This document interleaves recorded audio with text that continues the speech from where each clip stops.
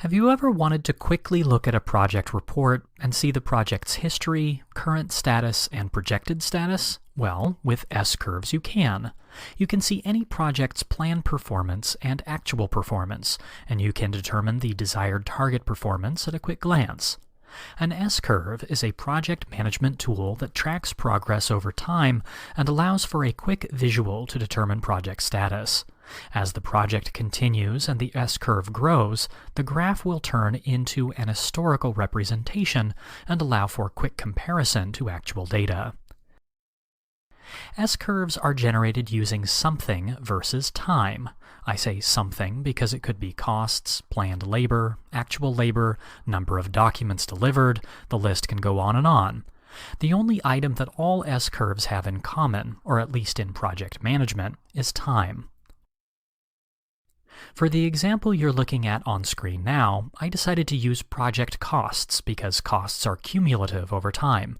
As you can see, in the beginning of the project, costs are low. As resources are added and the project is in execution, there is a rise in the cumulative costs. Towards the end of the project, costs tend to level off as spending decreases and resources are released.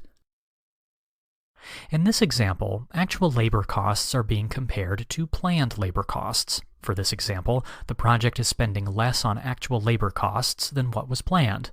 If the project is completed on the end date of the S-curve, then the project spent considerably less on labor than was planned.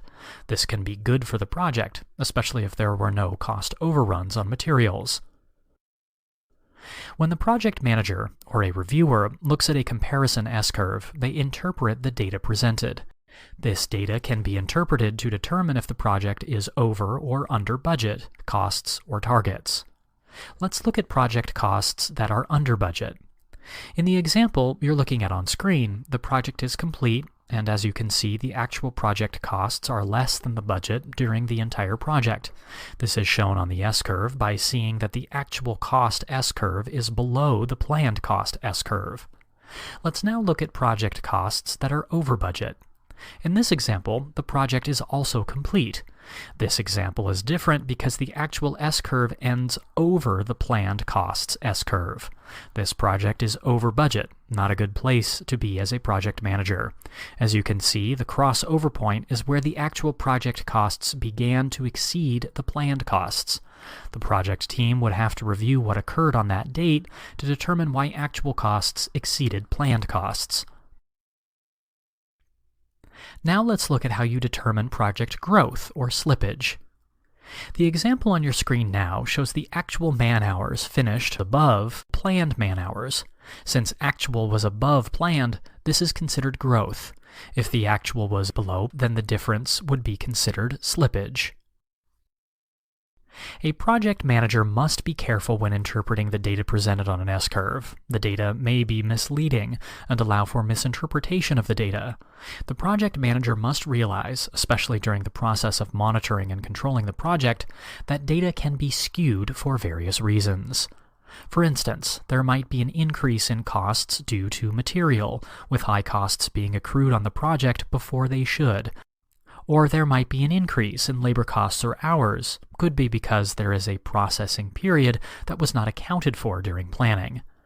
The costs will spike but then settle out as the project moves along with execution.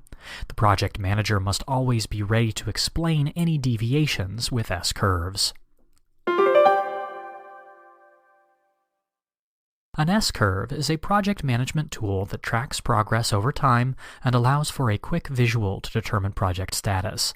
The S-curve is something, costs, hours, etc., over time. If two S-curves are compared together, such as planned versus actual, this is called a comparison S-curve. You also learned how to interpret the S-curves, determining under or over budget, the latter of which is measured at the crossover point, which is where the actual project costs began to exceed the planned costs, as well as the growth, or when the project's actual was above planned, and slippage, the project's actual difference when the actual is below planned.